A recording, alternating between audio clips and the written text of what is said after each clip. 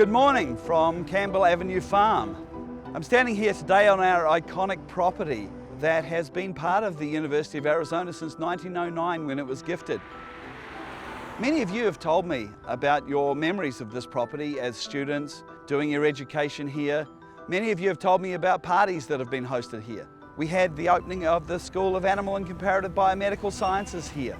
The other thing this property's been used for over a century has been cutting-edge research. It's actually a federally recognised experiment station. For over a decade now, we've been building towards our next phase and how we're going to use this property. We need to go forward into the future. We need to use this property with more engagement from other colleges. Our future economy is going to be one of incredible technology. It's going to be very much based in the biomedical sciences and the biosciences. Our energy future is going to be much lower carbon. This property, like it has in the past, is central to our research future. It's also going to be central to our professional education. When I arrived here, we were already having medical students who were training on this property. Pediatricians would train on this property during their residencies. The new vet school buildings are being built here, and so we'll have veterinary medicine training going on this property. We'll talk more later on about some of the changes that we're going to build as we bring the college and continue the college's movement to lead in the future economy and for jobs that people will be doing in this future economy. Our students will become more employable than their competitors graduating from other universities. And we plan to keep going as we have over the last 100 years on taking a step forward into areas that are higher risk that the private sector really can't be affording to take.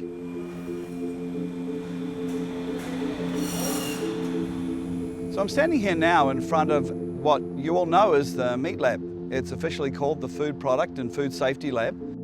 None of us know what the future brings. This year of all years has taught us that. But one thing we do know is that we have some incredible infrastructures that we should be continuing to build on. The other thing we know, and that hasn't changed and actually has been re-emphasized during this COVID crisis, is that the world demand for protein is just skyrocketing. And the world demand for animal protein is absolutely going through the roof. At the same time, within the US, we're seeing that we need new and novel ways of delivering these meat products to people. We have greater pressures on us for animal welfare, and we have incredible pressures on us for using antimicrobials in responsible ways, and so we don't drive antimicrobial resistance. This facility is going to be central to our 21st century future. We're going to be building on it and in it. Vet school students are going to be working in it. One of the shortages we have in the country today is DVMs who will work to do meat inspection for us so we can export meat products out of the state and around the world. This facility is also critical because it's in here that we take measurements on our animal protein products for their contribution to human health. As we look forward to the 21st century, President Robbins often talks about the fourth industrial revolution. Many things that we need to do in the future and here are around sensors and robotics, and we'll be doing these very things in this facility. Currently, we're looking at a brand new, complete renovation of this facility. It's going to be about a $500,000 renovation. We're going to be setting the place up so that we can move forward incrementally as robotics and sensors come forward. We're going to be renovating also outside all of the yards so that we have the facility much more in line with current and future animal welfare standards. And finally, when it comes to human health, we're very interested in the components of our meat products. Not only how they taste, but how good are they for you. We need to be working in the areas of genetics and nutrition so that we can change the components of the fats inside our animals to be more like they were in the wild. Greater levels of omega-3 and other short-chain fatty acids, which are so good for our heart health and have anti-cancer properties. So with that, I think we'll move on to our next stop. A key element to the fourth industrial revolution that President Robbins talks about is energy. And nothing in the fourth industrial revolution can be done without it.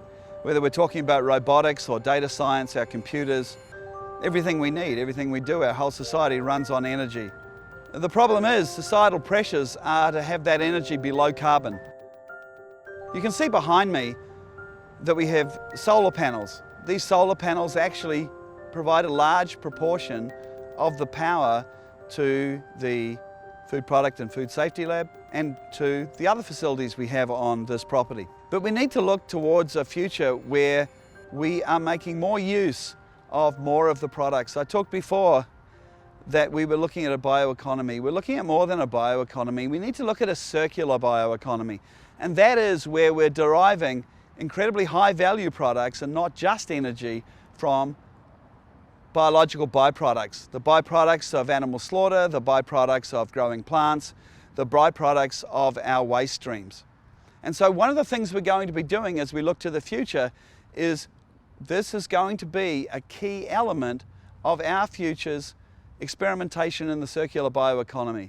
This is something the USDA wants, this is something that our government wants and that future governments will insist on. And this is something that consumers are pulling. So today we look at the solar panels behind us, and these are first generation green energy.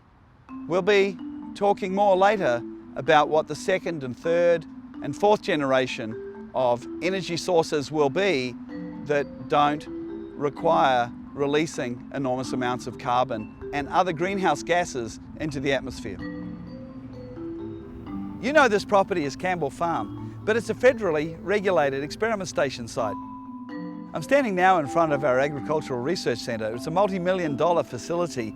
We do millions of dollars of research here from all of the funding agencies. It's key to our biomedical future, it's key to our animal science future, and we need to continue to grow the research here. Just to the south of this facility, we're constructing now brand new veterinary medical education facilities.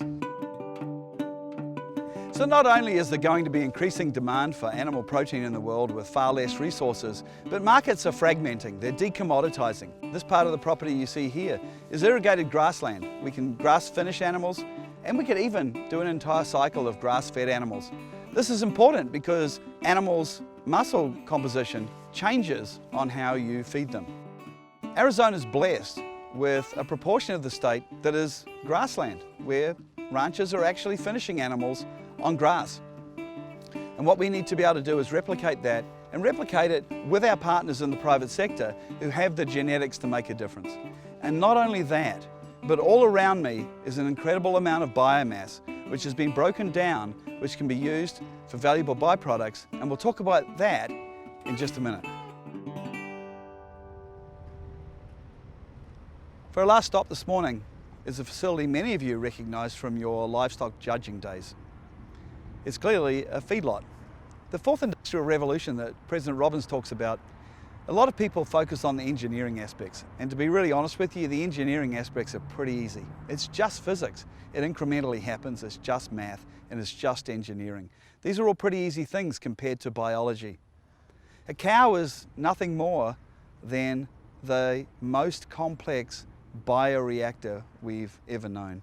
Cows and other ruminants take cellulosic biomass and they turn it into an enormous array of biomolecules and energy.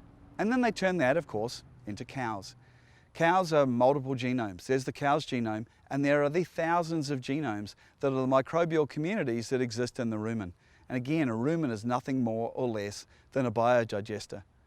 So if you take a ruminant, it basically is the model of our fourth industrial revolution, circular bioeconomy.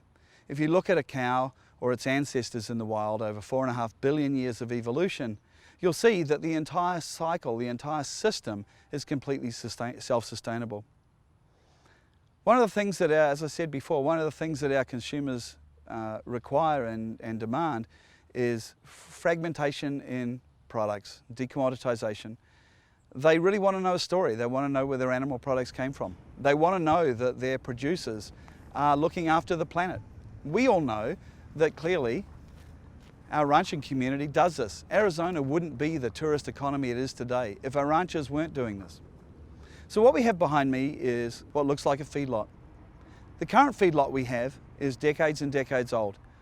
It was modern technology when it was built, but unfortunately it's an anachronism now. We need our students exposed to what the animal feeding systems for large ruminants are going to look like in the future. On I-10, at a feedlot there, we don't have a concrete pad. We don't have the environmental protections that we need. Here, however, we do have a facility that we can build on. This facility has a concrete pad. To my right, it has a bunker where we can collect all of the liquid waste and manure. We're also going to enclose this facility. We're going to capture the methane that so many consumers are worried about as a greenhouse gas, and we're going to be able to use that as energy, just like the energy you saw from the solar panels, but now we're going to be creating bioenergy. Not only that, one of the biggest chemicals that comes from a cow during ruminant digestion is ammonia. Ammonia, as you all know, is an incredibly valuable byproduct of animals, and if we can capture that, that creates another incredibly valuable byproduct. We'll be working in highly complex teams to get the easy stuff, the engineering done, and get the complex stuff, the animal biology and the biochemistry and the biotechnology done. And this is going to be the site that it all happens. We'll be doing this research. We'll be competitive for extramural grant funding, not only from the USDA, but from places like the DoD, the Department of Energy, and the NSF. Creating the future not only as in CALS, our own college, as we have before, but we'll be doing it in conjunction with other colleges on campus and other universities. So thank you for joining me on this beautiful fall day at the farm at Campbell Avenue Experiment Station. It's been great to get out during our COVID lockdown, which I'm sure we're all just really fed up with. I know I am. But I look forward to joining you in just a minute live as we go through some of the more details, some of the background that's led us on this 10-year adventure to where we are today. I really look forward to seeing what the next 10 years brings, because we have an opportunity to have an enormous impact in the state and to be able to have our students graduate hyper competitive, especially from their animal science degrees.